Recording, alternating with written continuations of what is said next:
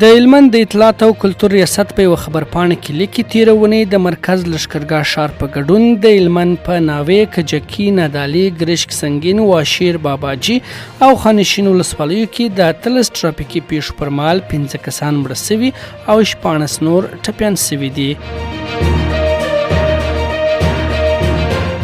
د سره صلیب نړیوالې کمیټې ویلي د دې کمیټې ډاکټرانو په هلمند کې د ایموپلازي ناروغي چې د مفصلونو د محدودیت او د بدن د غړو د کمزورۍ سبب کیږي په بریالۍ توګه درملنه کړې ده.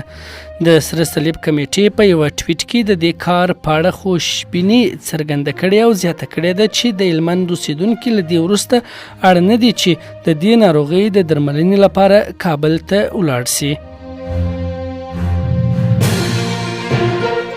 د افغانستان لپاره د اروپایي ټولنې ځانګړي استازي توماس نیکولاسن او مل پلاوی د اطلاعات او کلتور وزارت سرپرست ملا خیرالله خیرخوا سره لیدلي دي. د دې وزارت ویاند عبدالمتین کانې پر ټویټر لیکي ملا خیرالله خیرخوا د دې لیدنې پر مهال د اسلامي ارزښتونو او ملي ګټو ته په پام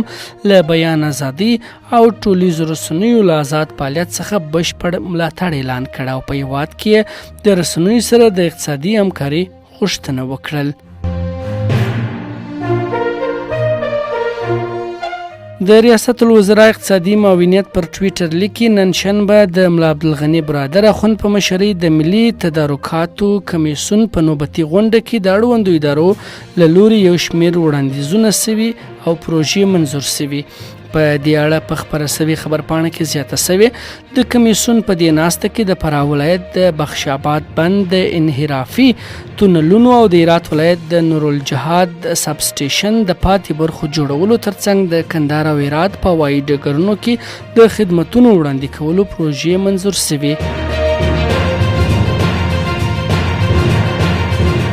د پاکستان په کراچي ښار کې د افغانستان قونسلګرۍ په خپله ټویټر پاڼه لیکي چې نن شنبه د کب په 14مه د کراچي ښار له میلر سنټر جیل نه د ښځو او ماشومانو په ګډون 130 بندي هیوادوال آزاد او هیواد ته واستول سول.